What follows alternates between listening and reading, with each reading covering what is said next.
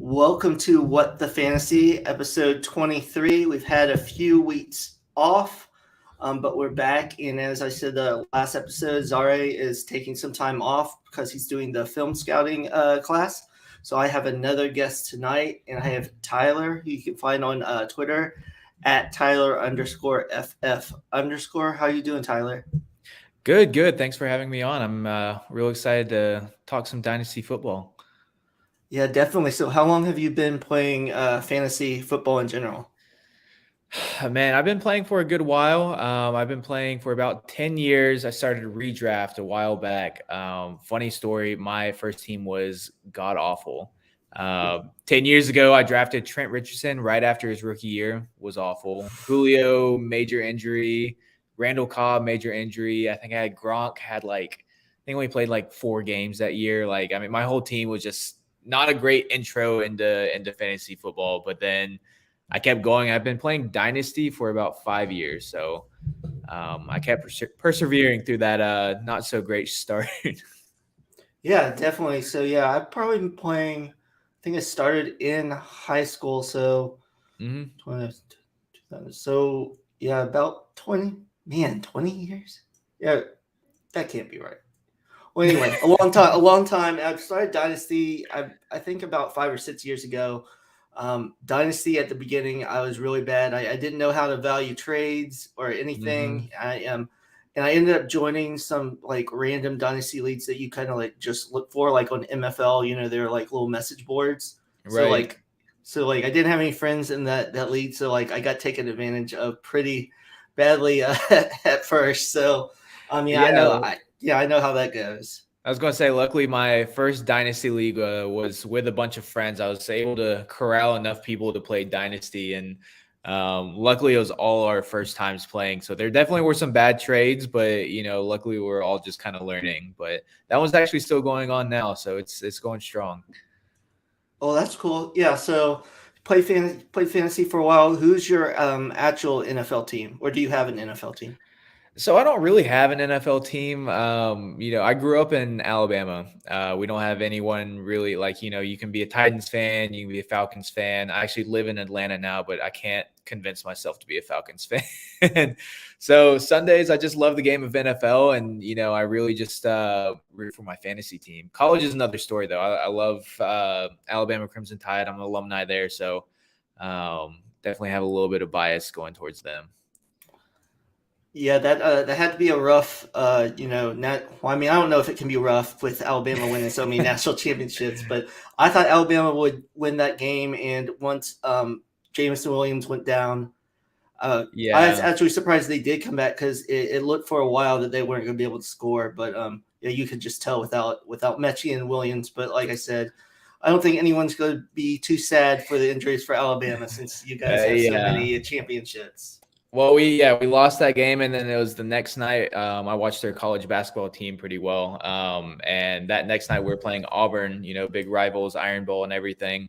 Ended up losing to them like in a really close game the next day. So I was like, this is one of the few weeks it's not that great to be an Alabama fan.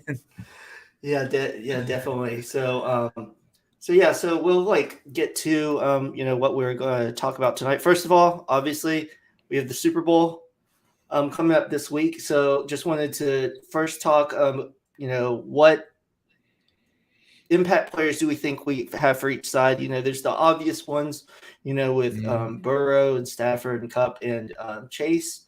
But I kind of think it might be someone other than those like main guys. What are your thoughts first?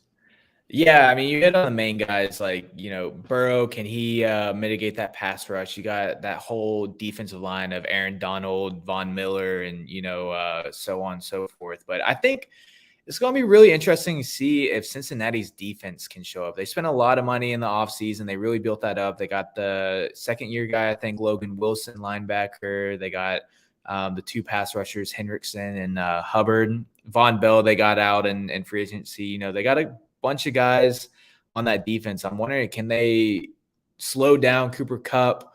Can they slow down the rest of the weapons? Odell has been kind of coming on as well this offseason. So I think that's one. And then I'm also really interested to see who is Ramsey shadowing. Does he shadow this game? Does he shadow Higgins or does he shadow Chase this game? It's going to be a interesting matchup for sure. Yeah, I'm glad you said that because I mean, I know they move Ramsey around a lot now, but I would imagine, they would try to at least for a good amount of the game shade him towards Chase. And Higgins had a pretty good game against the Chiefs. And, it was interesting because everyone kind of thought maybe the Bengals would kind of get rolled by the Chiefs. And they were about to because, they kind of weren't supposed to be there. And then, but they, part of it, I think, was the Chiefs didn't play very well in the second half. And the Bengals with Burrow just kept on coming. So it'll be interesting if either team can run the ball too. No one's been able to stop Cooper Kupp. So, I mean, it'll be very interesting if someone does.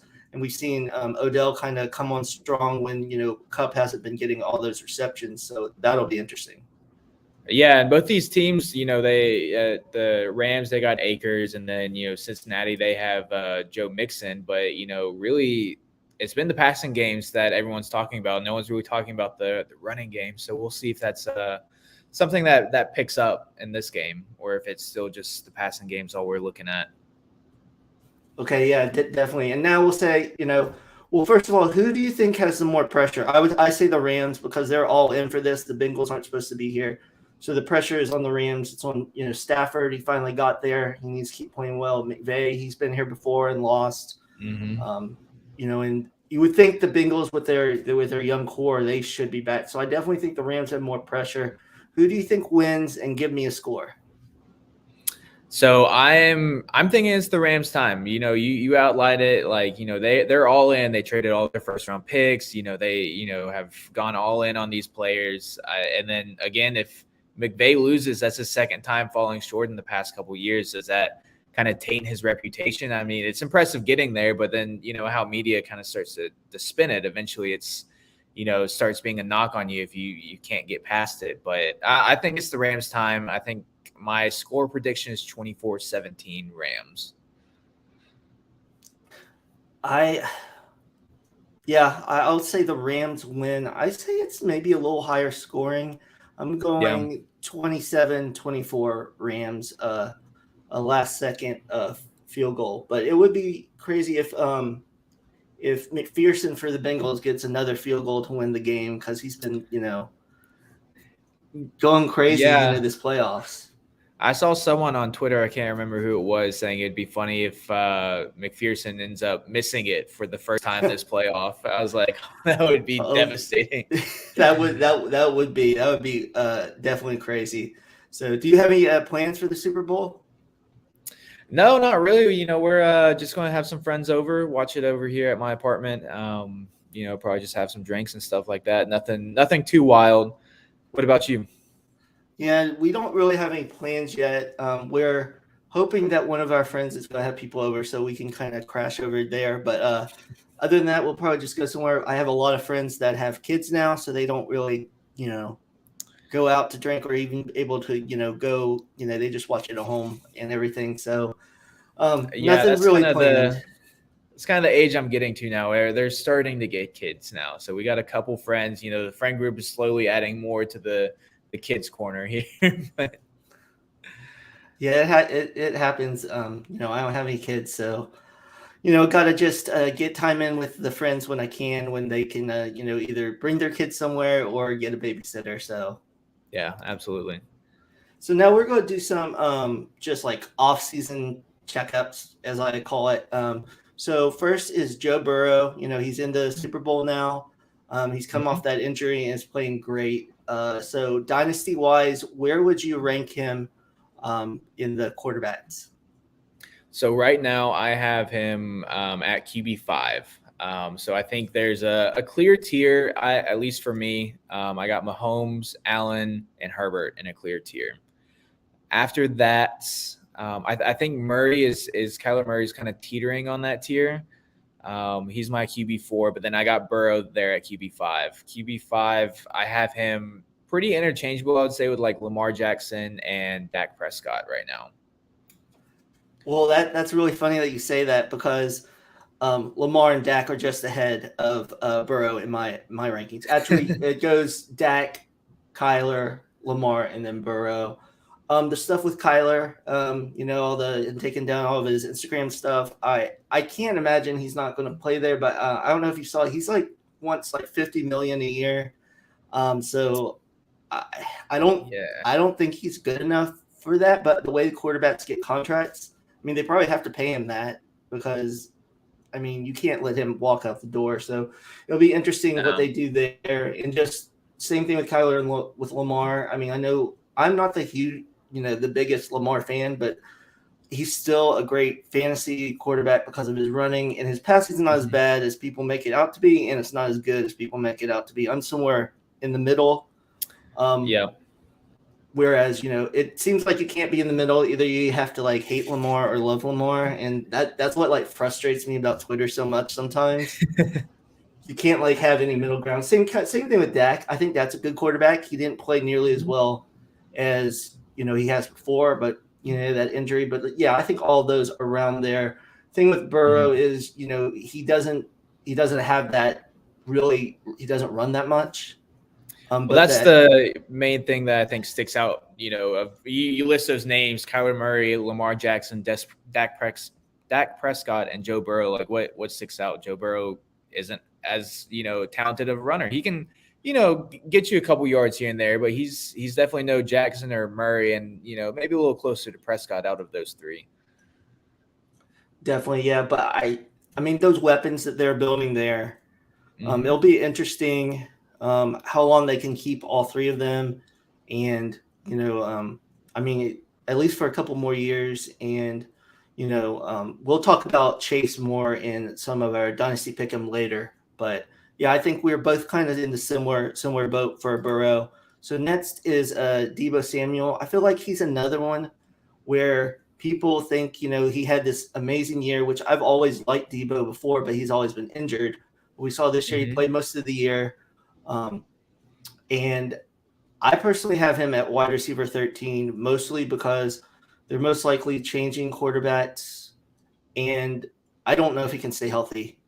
That's the biggest thing. Where would you have him right now after this season? Yeah, I kind of have the same concerns that you do. I currently have him at wide receiver 10. I feel like you can't really ignore he had a huge season, right? So, you can't ignore that. He's also really young.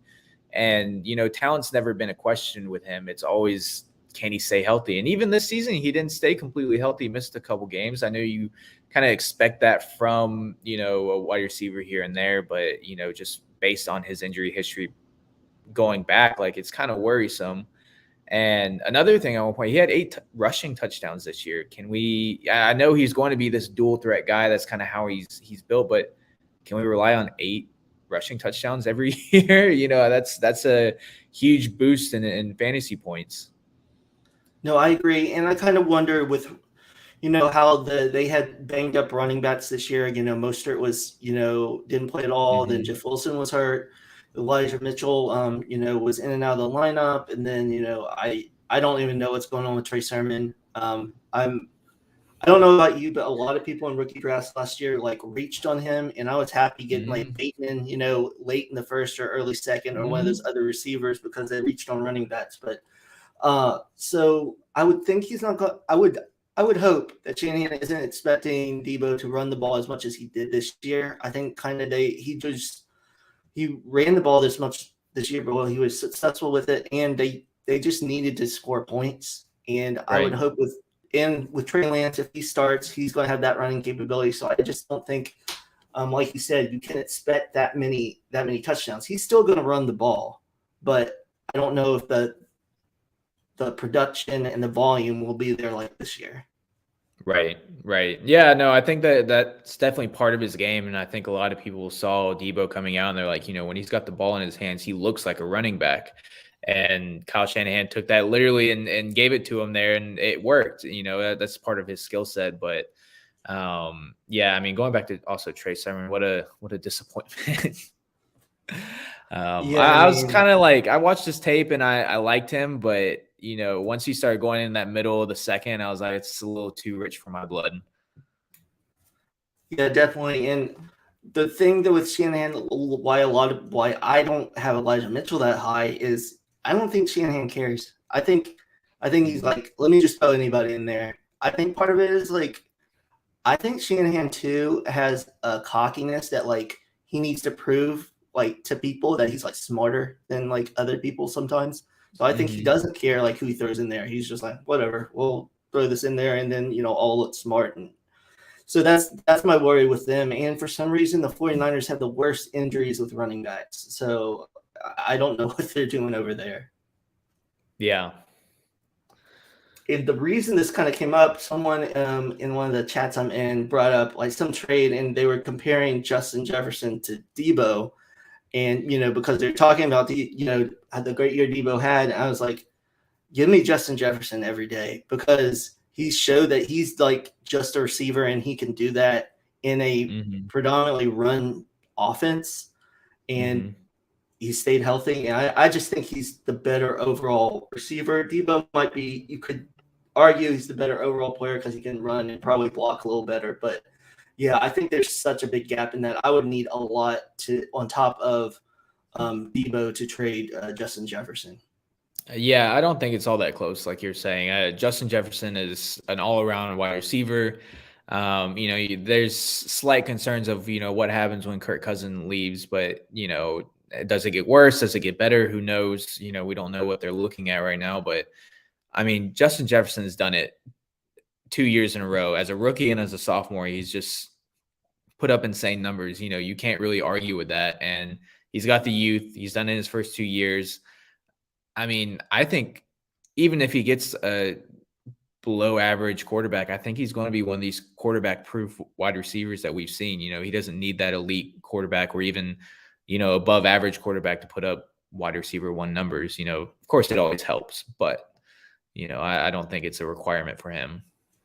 Definitely. And I've heard a lot of rumors about they're trying to keep Cousins just because of that contract. So he probably at least has Cousins for one more year. And who knows what they do after that. But I tend to agree. He's just so good that they have to get him the ball. And we'll actually talk about more 49ers. We'll talk about Ayuk later. But I mean, pretty much for the Vikings, Thielen's getting older. So it's Jefferson is their main weapon by a lot. Whereas the 49ers have Kittle and Ayuk. So there might be more spreading of the ball, moving forward. So this is another player that's like kind of all over the place. Christian McCaffrey with the last 2 years with the injuries, it's killed me. I have him on a keeper league, and I have him, in another dynasty league.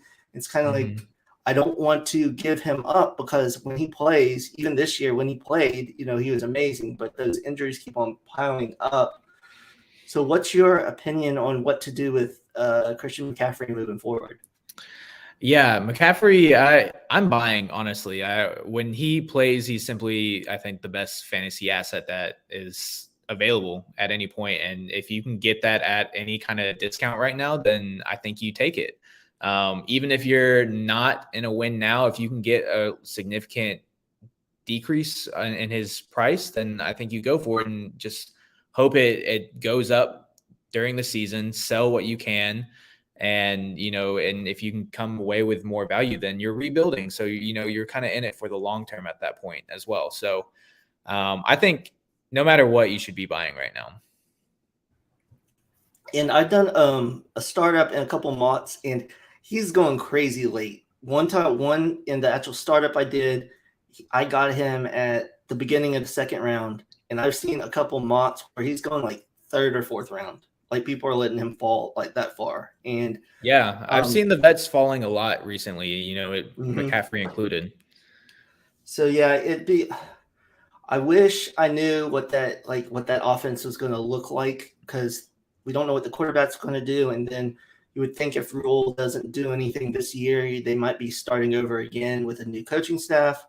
So it just sucks because they have such weapons on that offense. They have CMC, they have DJ Moore, they have Robbie Anderson, they have, all those players, but the offense just can't get going because they don't have the quarterback. But I think you're right. I think, it's hard, but I would not want to sell him because, he's a league winner if he plays all year. Yeah, I'm definitely not selling. I mean, if you have him, again, if you're rebuilding, just wait until the season when he's playing. Like I said, he's the best fantasy asset that there is. So his value is going to go up. Play the long game. Don't get too, antsy with the rookie picks coming up. Just hold down until the 23 year that comes around. You're going to be able to get more picks, get more value. And I think the wait and see game right now is how you win with CMC. Yeah, that makes sense. So the last one to check up is so for tight ends, who do you have as your number one dynasty tight end right now? So I have Pitts right now as my tight end one. I think the only other person that's really like, there's a couple guys that are obviously in the running for it, but I think the one that has the most compelling case right now is Andrews. He's been consistently a top 4, top 5 tight end. Everyone else kind of has a little bit of a question mark. Kelsey's age, Waller's age and health, Kittle's health. I think everyone's kind of got a question mark by their name right now. It seems like we're agreeing on a lot of things. I don't have Pitts one, but I have Andrews one. He had over 150 targets this year, over 1,300 yards. I do worry because this was his first season that he had over 100 targets and 1,000 yards. So that and Lamar missed some games, so that was kind of a little bit of a worry if he can keep that up. But he's had around 7 to 9 touchdowns the last 3 years. So I definitely think that that Andrews is the top of there because he's one of their bigger weapons for the Baltimore Ravens. So, but you can't go wrong with Kyle Pitts either. He had a great year this year, and you would have to think those touchdowns would go up, and he's the main piece of that offense.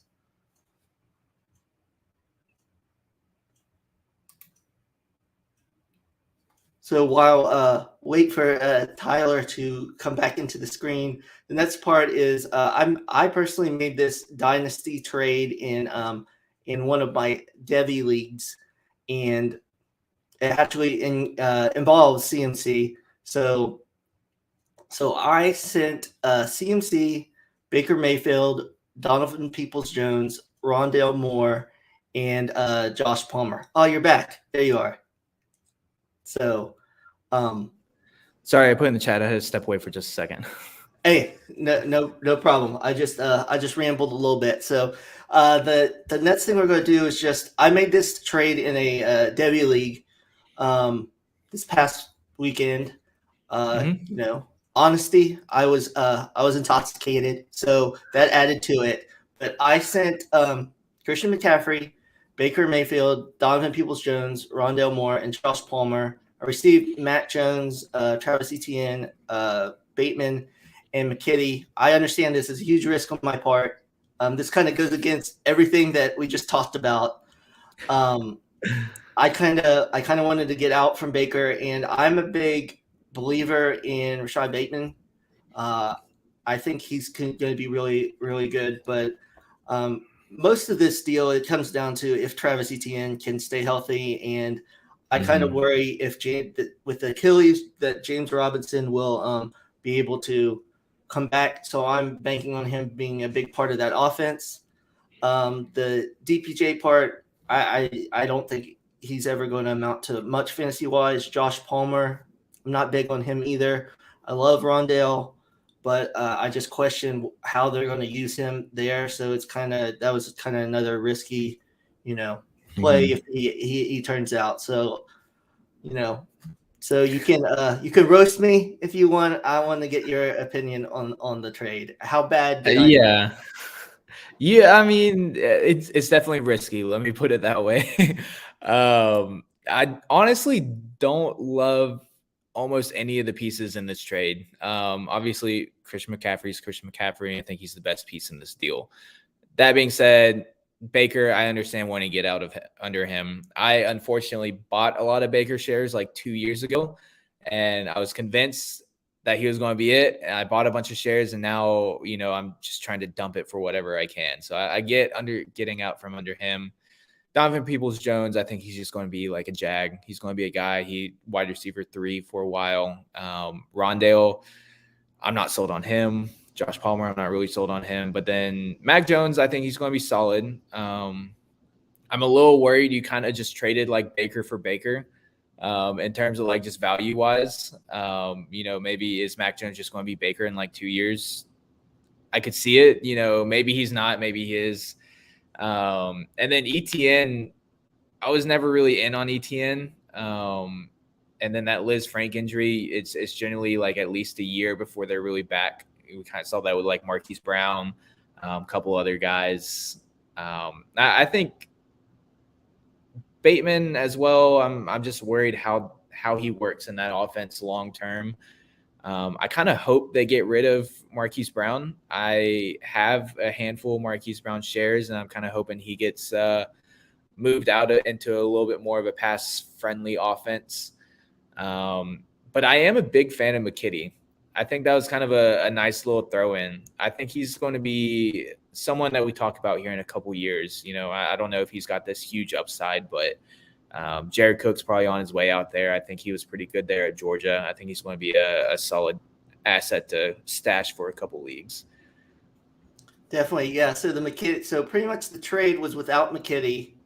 Well, to get it done, I just had to keep on throwing these like wide receiver 3, wide receiver 4s into the trade. And then I was like, all right, I'll give you DPJ, Rondale, and Josh Palmer. Will you just throw McKitty in? And the guy said yes. So, yeah, I definitely see the risk. Before last year, I was convinced Baker was like a borderline quarterback 1, top 12 because how he finished that year. I know he was injured. So I like to say we didn't see like what Baker was this year isn't like what he is, but he made enough horrible decisions, even with his arm like tore up. He would throw in the coverage and everything enough where I was like, he's not there. So I think I'm hoping at least Mac is like a couple spots ahead. Like say Baker is continually like quarterback 16 through 21, and maybe Matt's at least like 13 through 18 or something. But no, I get what you're saying. They're probably very similar in their limitations. I'm not a big guy either. So it was. I got Mac over Baker right now, but more so just because like we don't know if Mac sucks or not. We kind of know that Baker kind of sucks. So, I definitely have hope for Mac. I'm not a big Mac guy. I'm probably right in the middle on him, but I'm definitely out on Baker. And then, I know people are in on Rondale. I don't, I think he's got too many limitations. And then I don't know if, he's the long term. He's not going to be a 1 in that offense. He might be really productive 2, and I might be eating my words, but I would bet against it. So I'm really looking at like ETN, Bateman, and McKitty for CMC. It's, it's a little bit less, but you're kind of hoping on these guys hitting. Yeah, it was just funny. This was right after our go by CMC talk, so yeah, I didn't think about it when I put it on the show sheet. But it's I've usually because like 2 years ago I won a good amount of leagues, so it kind of like I kind of got a little like comfortable like last offseason, so I didn't do anything, and my team's like all tanked. So like this year, I'm trying to be a little more proactive to kind of, churn some things on teams. So we'll see if it works out better, or I might make my team worse again. So I definitely kind of see that in the leagues that I win. I get a little complacent, and I'm like, oh, these guys are win now guys anyways. Let's keep them on the team, and then you kind of start realizing that they're not always they're win now until they're not, right? So yeah, definitely. Like 2 years ago, I had a lot of leagues where I went really heavy. Their super flex leagues went really heavy on getting like 2 of the best quarterbacks. So like Mahomes and Josh Allen, which worked like 2 years ago. But this year, just like with the up and down of quarterbacks, and all the injuries, it did not do as well because Mahomes had that stint in the middle of the season where he was not putting up very good numbers. So, Yeah, well, that's what I've been, playing Dynasty for about 5 years. I'd say I've kind of been in this community for about like 2 or 3 years.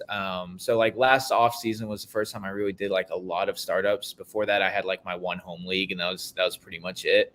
So I've kind of started getting into more startups, and I guess I'm really testing out my strategy because this is my first year 2 of being in a bunch of like industry leagues and that kind of stuff. So we're seeing how it works out. So far so good. I kind of did like a lot of, tank year 1, a lot of young focus and seeing how that goes. Yeah, and I used to be very big on the zero running back strategy, wait on running backs. I mean, it worked for a while, but it did not work this year. So, so I'm trying to kind of get running backs earlier and kind of prioritize that a little bit more.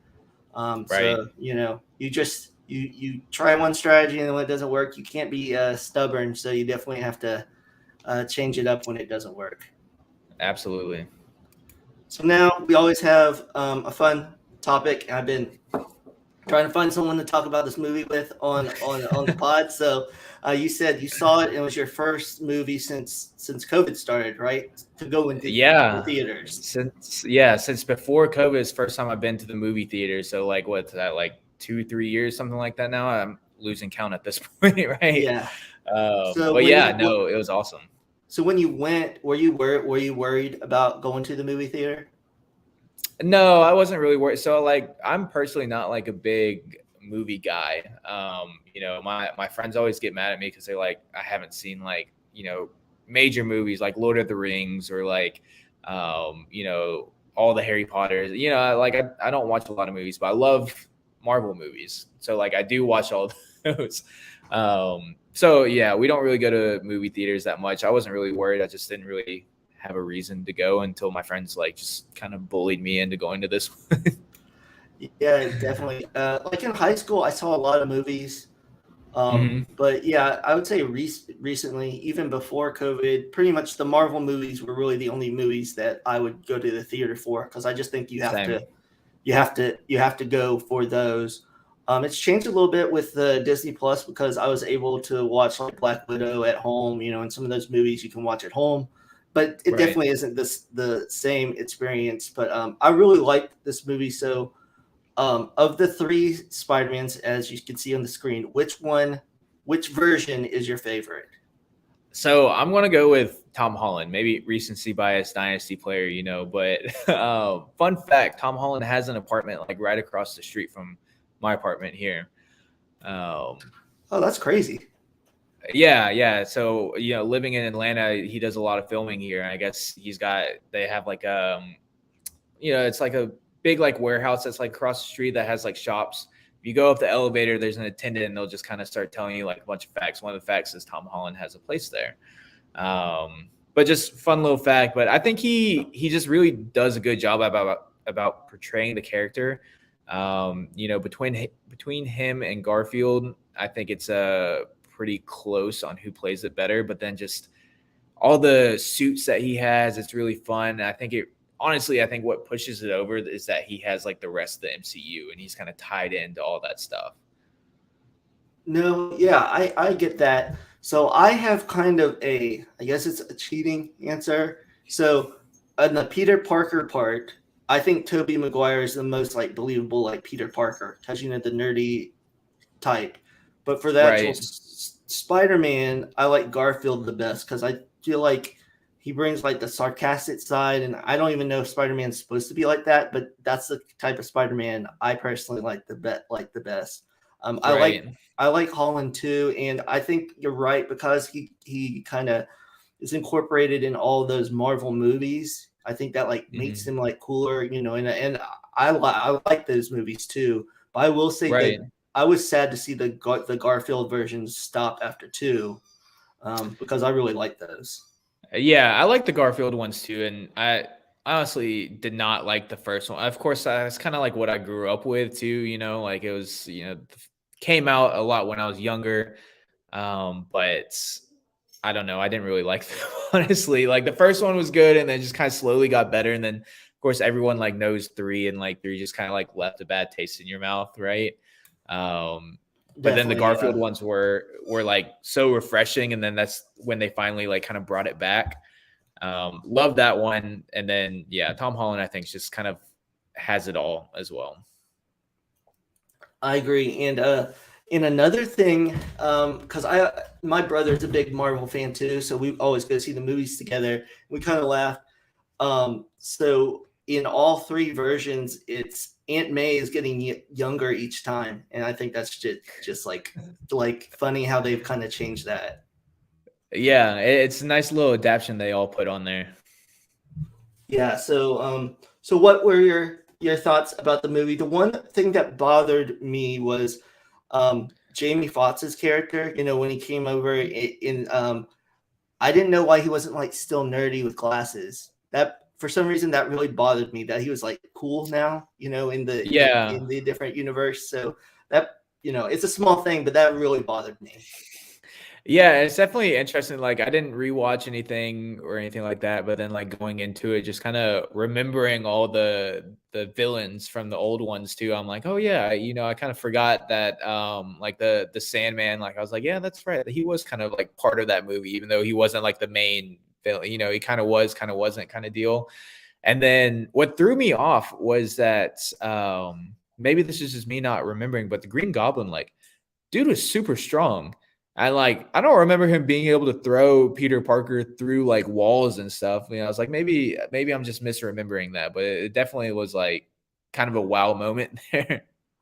Yeah, I think I definitely don't remember him being that strong because I just remember him like Right. flying through the air with all that stuff and pretty much uh taking like Spider-Man by like surprise. It wasn't like he like could Right. just like fight him and just throw him. So that part was weird. And the other part that got me too was like now they're trying to like change all the villains to like fits them. And I'm like, in Mhm. the the one time both of them said, well, I've been thinking about this way that would fits this one villain. I was like, then why didn't you do that in your movies? That And that part didn't make any sense to me. right. Well, and the whole thing was that they were supposed to be, saving them so they didn't have to send them back, right? Because if they sent them back, then they would just went to the moment they died. Well, they all went back at the end. So did they all just die? Like, what happened? Did they actually get saved? I don't know. Or did they just do all that for nothing? Yeah, that part was. I mean, I really liked the idea. It was kind of Uh-huh. cool, like something different rather than just introducing new villains. I Right. liked that part, um, and the end was kind of weird for me. You know how because technically, if Tom Holland had just like made them all forget about him at the beginning, they could have avoided all of this. All of Uh, this. Right. That's kind of how it felt. It's like at the end, it was like, well, why didn't you just do any of this from the beginning? Right. yeah, definitely. It was kind of like you let the world almost end, and now you're like, okay, I'll do it. I'll let them forget Right. me. Well, and then like the ending was interesting too. I feel like we're kind of talking bad about this movie, but I love the movie just overall. There's just some plot holes there, but there I read like a bunch of forums and stuff. Like I said, I really like the MCU and stuff, but it's kind of interesting. All the main characters are kind of passing the torch down, right? Captain America to Falcon, Black Widow to her sister, so on and so forth. And they're saying that Spider-Man is going to become Miles Morales now instead of Peter Parker. It's kind of going to be that torch that goes down. Oh, So I'm wondering if this is kind of maybe one of the last ones that Tom Holland is like the main guy, and maybe next one he's kind of slowly passing the torch. This kind of seemed like a pretty nice bow to have on it, with his friends and stuff. that I hadn't heard that, so that does make sense. And to Hmm. talk about, I think I've talked about this in another one of our episodes on this, but I'm still so upset that they allowed Black Widow to die and not Hawkeye. I mean, does anyone really want Hawkeye to I feel like he's like one of the least important like Marvel characters. Yeah, but then I don't think the death would have hit the same. You know, it's Yeah, like I everyone's like, guess yeah, that's whatever, true. Yeah, it's I fine. guess I It's guess just that's Hawkeye. true. Yeah, that's always been my thing. Like, I've always wondered with well, I guess with Black Widow too, because it's not like she has like real like superpowers. She just like is a trained fighter. But with like Hawkeye, with all those arrows, it's always like how effective is he really when he can't be able to keep that many arrows at one time. Yeah. Did you watch the show with Hawkeye? I haven't. Is it worth watching? It's pretty good. It's probably. my least favorite of all the like ones that have come out on Disney Plus, but it's definitely worth watching. I wouldn't have like high Okay. expectations. It's kind of just like almost like a filler movie, you know. But Yeah. it's a good watch. Okay, yeah, I'll have to check it out. I'm kind of running out of things to watch, so yeah, and yeah, Yeah, we definitely should say. Well, first, I'm going to need to put in the comments spoiler alert for this movie for anyone that I should have absolutely. said Yeah, that. we I went should have through said that. so much. I'm And thinking about that now too. We just talked about so much of that movie. yeah, so that and two, like you're saying, we're critiquing it, but I really did like the movie. It was very good. It's just kind of with all the Marvel movies, even like Endgame and all that, I just find things in Mhm. it that I just find funny. So, but yeah, Yeah, definitely a good movie. And if we didn't spoil it for you and you haven't seen it, you should definitely see it. absolutely. All right, we'll end the show on some Dynasty Pickems. I tried to pick players that I thought were it would make it a little difficult, value wise. So we have Javonte Williams and Antonio Gibson. Y- Both. Oh, go ahead. You can Oh, start it off. I was just going to go ahead with my pick. I'm pretty much on that Javonte Williams bandwagon. I have been since he was coming out. I do my rookie threads and stuff on Twitter. Javonte was the first one that I picked. I just kind of randomly picked him and instantly fell in love with him. I think kind of one of the first guys I put that out there on Twitter. So kind of a sentimental thing as well. But I also think he's just a stud. We kind of saw Gibson falter a little bit this year. Was still very usable and very, good when he did play. But I think even in a timeshare, I'd rather Javonte here. Definitely, I think Javonte has the higher ceiling. Just Mm-hmm. as a more of a pure runner. The only thing is, I don't know what they're doing with Melvin Gordon. I mean, I think they should just feature Javonte, but I mean, Melvin played good enough last year that I think it's okay. But both Right. share time. But the only difference is, for some reason, the Commanders. At first I was going to call them the Redskins, and then I was like, no, they're the football team, and now they're the Commanders. That's going to be so hard to remember. I just need to just say Washington, but they. I don't understand why. I could understand in the goal line giving another running back carries if it's a big running back, but they let J.D. McKissick get goal line carries, which just does not make sense to me. Right.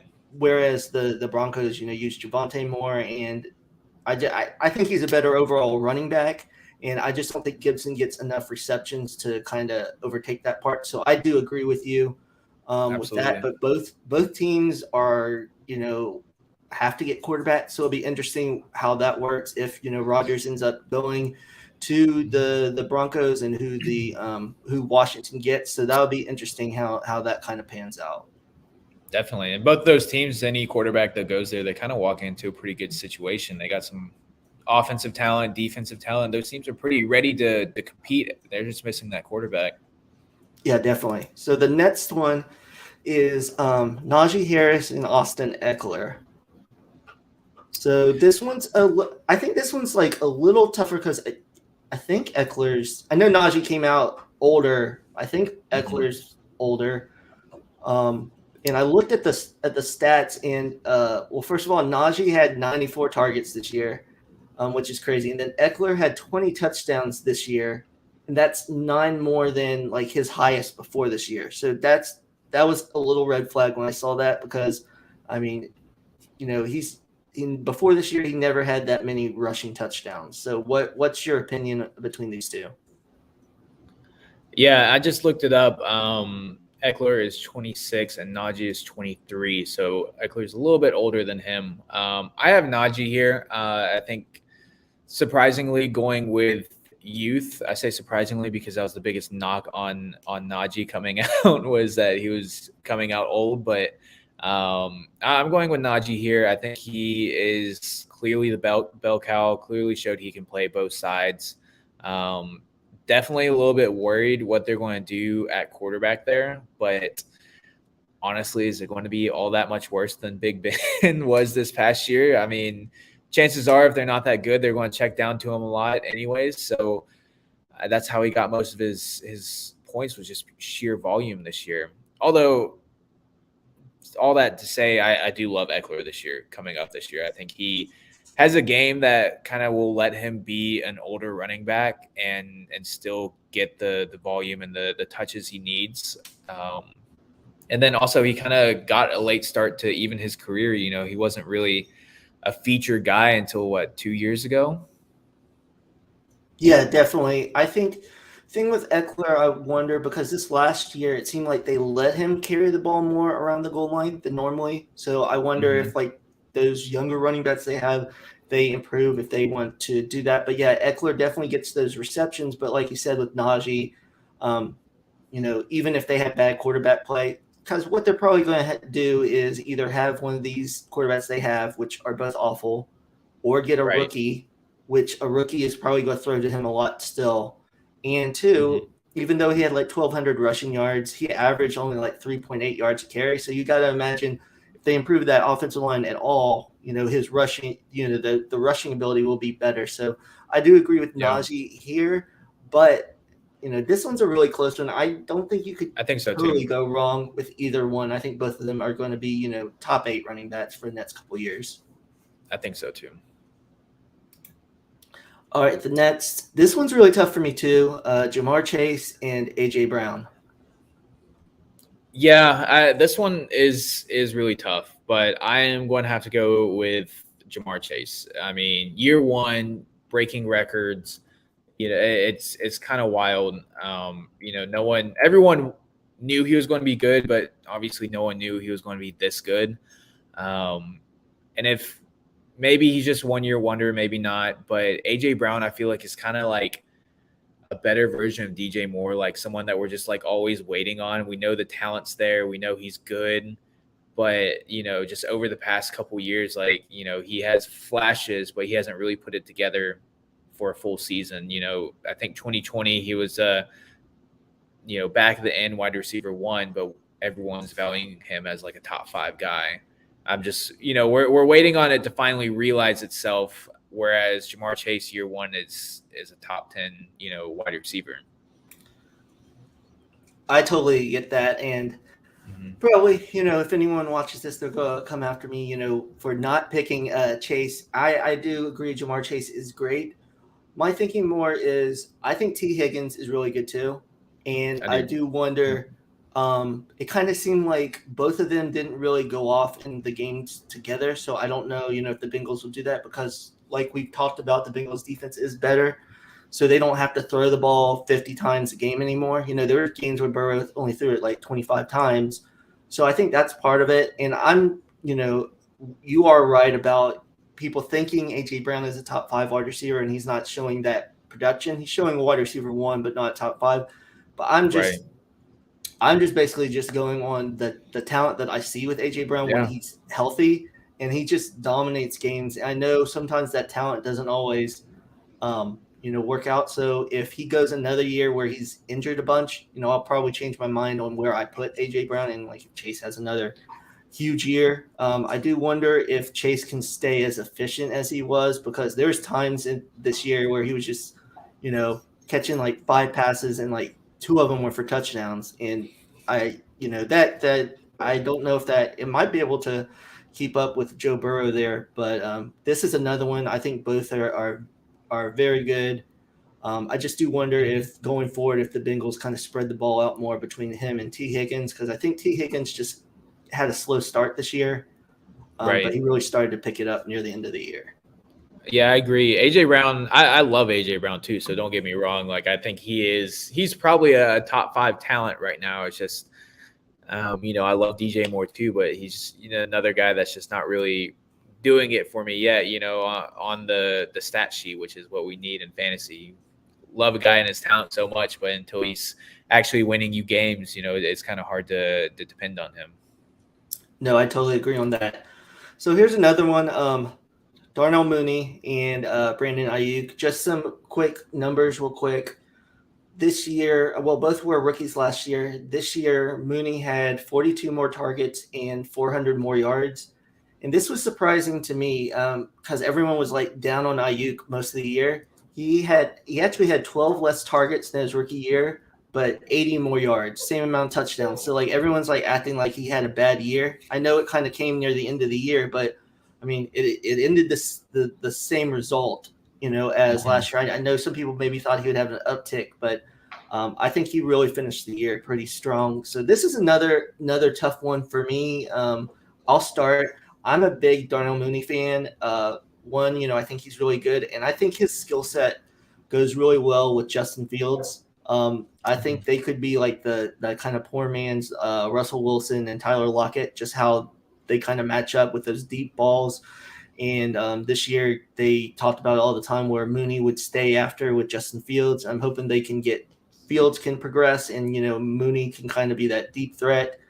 And just I think Ayuk is always going to have to deal with Kittle and Debo. So the only time he'll be able to really get his ceiling is if those guys are injured. So I'm going to go with Darnell Mooney in this one. Yeah, I'm actually agreeing with you here as well. For a lot of the same reasons too. Ayuk, he's got to compete with Debo. He's got to compete with Kittle. They already kind of had Garoppolo not throwing the ball too much and also not throwing it very well. How much does that change with Trey Lance with his also just rushing ability? I feel like we really saw Ayuk's big games come when either Kittle was out or had a down game, or when Debo had a really good game rushing the ball and wasn't a target hog. That's kind of when we saw those big Ayuk games. But then Mooney, like, even with Allen Robinson there, he kind of looked washed this year, but I think Allen Robinson, there might still be something there left in the tank. So I'm not completely discounting that. But he's gone, most likely. I'd be surprised if he comes back to Chicago. And you're right. Mooney fits that skill set with Justin Fields. I think that's going to be a really nice connection for here, a couple years at least. Okay, and the last one, we kind of talked about this earlier, Lamar and Kyler. So I just want to say this. I love Kyler. I have him in, a couple leagues, but just watching him, come fantasy playoff time, his body breaks down or he just isn't playing well. He's one of those big guys where like he starts off the season so hot and then kind of fizzles at the end. I don't know if that's, just teams are catch up with that offense, him being injured. And even with that used to be Russell Wilson for a while too.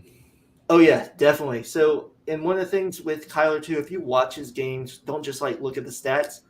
Sometimes he doesn't play very well. Like, he gets the rushing yards, but you watch him pass the ball, and it's, it doesn't look that great when he's throwing the ball, especially when DeAndre Hopkins doesn't play. He looks horrible. And, I mean, obviously, a wide receiver that good, he's not going to be as good. But they still have, weapons there, and it just seems like he depends on that, on Hopkins so much. Whereas Lamar, as long as he's healthy, it really doesn't matter what wide receivers they have. He's gonna move the ball and score touchdowns. Yeah. See, this one I'm on Murray's side. I think they both kind of have those same deficiencies as well. Murray has Hopkins. I think Lamar Jackson's guy is Mark Andrews. I think when he's out, you can kind of see they kind of get into this, let me scramble or let me just chuck it up. And, sometimes it hits, sometimes it doesn't. Luckily, Lamar Jackson also has Marquise Brown, who's a good just, let me just chuck it 50 yards downfield and see if he outruns the guy. But then Murray, they both, like I said, can be frustrating when you watch them, but then so exciting when you watch them at the same time.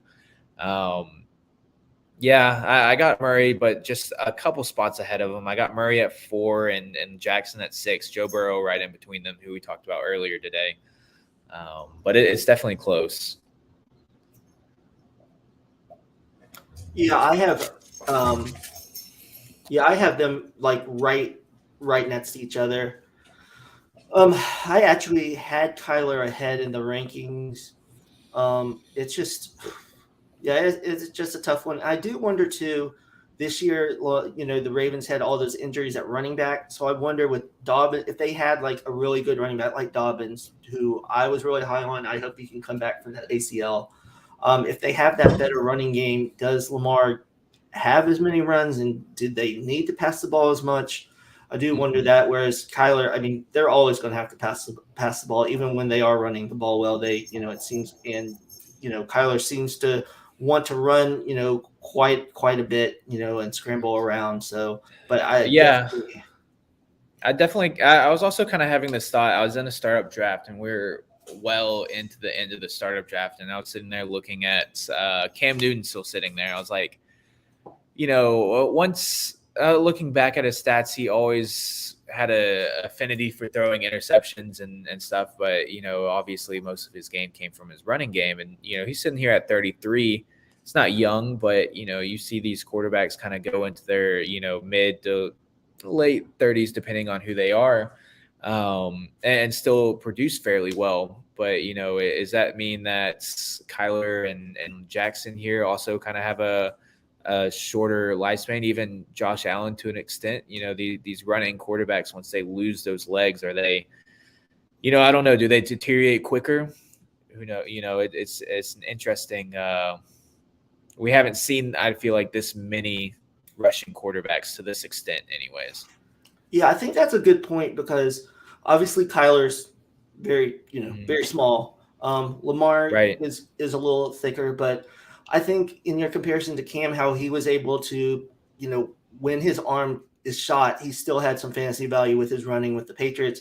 I think Josh Allen fits more into that because he's a bigger guy. It's kind of like he can rush. Hits. Yeah, he can rush for 2 or 3 yards, for those touchdowns and get those rushing touchdowns where I don't know if Kyler and Lamar will continue that. So I think it is super important for both of them to be able to improve on their passing abilities, kind of what Michael Vick wasn't able to do. Because once he started to slow down, he wasn't able to pass the ball as well.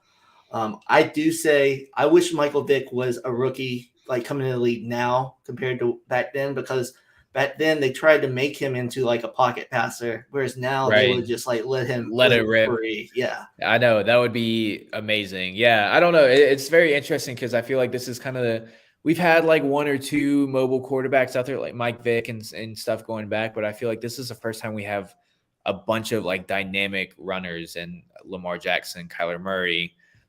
So it's interesting, and Josh Allen even, seeing how they progress and seeing how their career arcs compared to our usual pocket passers we're used to. Oh yeah, definitely. I think, just quickly, just talking about like rookies coming out this year, I think you see that where more people want the Malik Willis who has deficiencies passing the ball, but he can run, rather than like a Carson Strong who is a good pocket passer, but doesn't have that. Can't move. Can't move. So it's very interesting. It'll be interesting, where they go in the draft and how they kind of progress. And I think it all depends on, the scheme and where they go. But so that's all we have for tonight. But as you said, I want to say everyone to follow you, and that's again at Tyler_FF_, because those reviews of those incoming rookies are really good on Twitter, and you do a really good job. So appreciate that. Definitely check that out. And thank you very much for coming on. And it was a lot of fun. Yeah. Thanks for having me. I'm, available anytime. Just hit me up. Let's do this again. All right. Thanks. All right. See you, everyone.